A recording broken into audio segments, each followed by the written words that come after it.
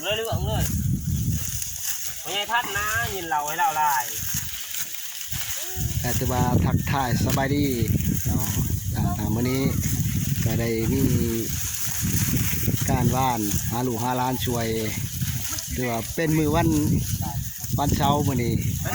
หรือว่าหาลูกล้านหรือว่านี่หัวหน้าทีมงานเพิ่นมาซะเนี่ยจังหน่อยหัวหน้าได้เหรอหัวหน้าทีมงานเพิ่นงานใหญ่หัวหน้าจอบทำกันกินเบียร์3 ลัง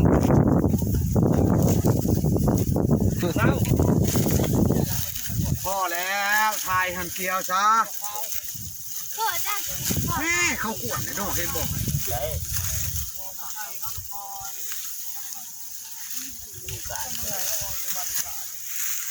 ถือว่ามื้อนี้มีลายลูกหลานเนี่ยไม่ช่วยก็ถือว่าอะไรซาป้ายนี่พี่น้อง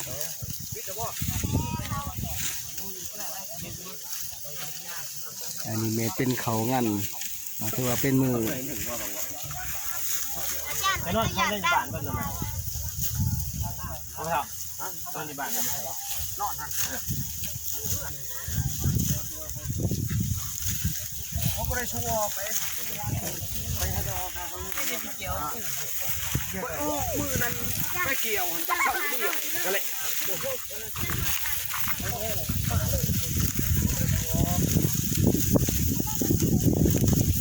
เกี่ยวเขาไว้เฮ้ยมันไว้แล้วบอกต้องแทะจากว่าจักรถผลเลยไว้เกี่ยวเขาไว้เขาจำทางท่านในพลจำนะรถผลท่านในมารถผลท่านในมาชายเขาปุติชายคอยไปได้แล้วไว้ที่มันล่ำโอ้ไปได้รอดิ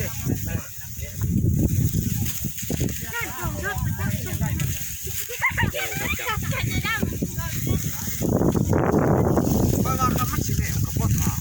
ไหนว่าไอ้ที่ป้าโอ้ยขึ้นแล้วเนาะโอ้เขางามดีเนาะปีนี้เนาะงามใจเขาลุกเขาจานลุกแห้งตอนนั้นบ่ห่างนี่งามเนาะเขาเนาะใส่ดาวกระยอง